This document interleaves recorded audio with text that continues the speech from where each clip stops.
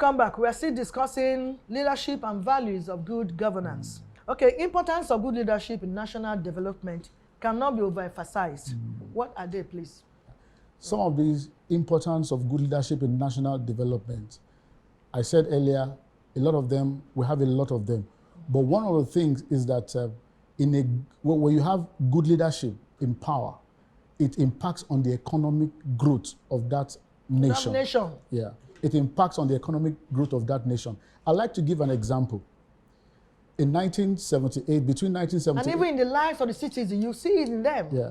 Between 1978 and 1989, the Chinese president that came into power, one of the first things he did was to impact the economic situation of that nation.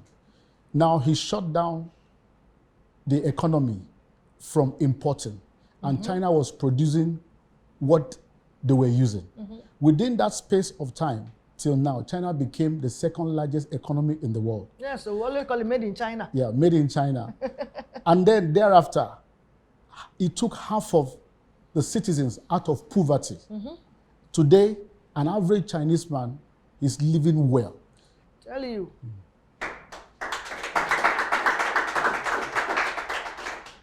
Thank you so much. So you can see there are so many importance now. If you are a good leader, the citizen will feel a good leader because the infrastructures will be put in place. And so many other things. There will be good health, assessment to good health.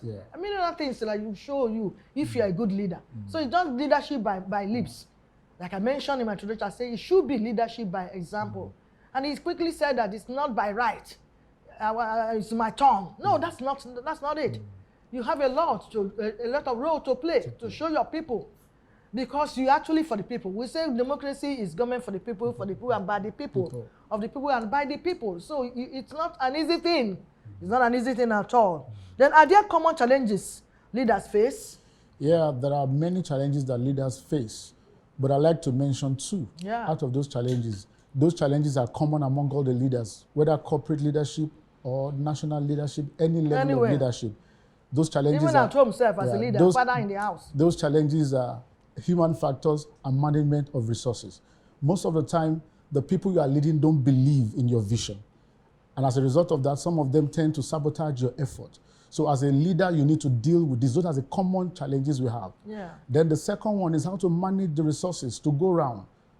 How to manage the resources, how to manage the resources to circulate, to go around. Those are the things that most of these leaders face. That is, it's not really easy to lead. They say, uneasy lies the head that wears the crown. Yes, a lot of challenges, just mentioned two, that leaders face. Distrust. People don't trust them. Even honor, no respect. People don't respect leaders. And they will forget that it's not easy to meet the needs of everyone. It cannot satisfy everybody. But do the one you can.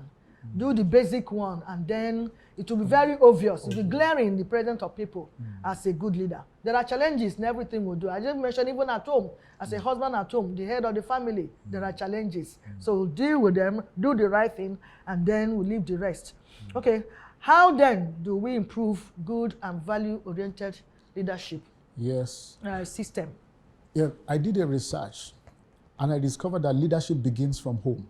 The leaders we are complaining about today, they all came from homes. Yes. So one of the results on how to establish good leadership is to institutionalize our leadership system. We should create the kind of value we want and make sure that everybody, every citizen is well educated in this area. There are some certain values that we have lost in our society that needs to be brought back. When you see a rogue today, check the home it came from. When you see an armed robber today, check the home it came from. When you see somebody that embezzled money, check the home it came from. So, but when we institutionalize our leadership system, beginning from the home, then we will get it right. Thank you so much. Not necessarily because of hardship. Some people do certain things. I agree to some reasonable extent, but I usually say that it's not peculiar to you. That you don't have a job as a graduate. It's not enough for you to go into stealing, to go into kidnapping and pricing human beings like crayfish. It's not enough to turn to a nuisance. It's not enough to hack people's money, hard-earned money in the internet because you don't have a job. It has to do with you as a person. You are a bad person. That is why you think that's the only way to solve your problem. There are men who don't have job, but they still have to maintain their integrity, to maintain their respect, to maintain the names of where they come from. So the same thing with leadership. You must have a good report. I think that's the right word to use. Yeah. But people around, people who know. Sometimes when you come and say, I want to lead, they say, okay, I think we know about this. You have done this, you have done that. Not just come and say, it's your right. No, that may not really necessarily be. And I will take a break. I won't come and enter question and answer session. Vivid View. Say and do it.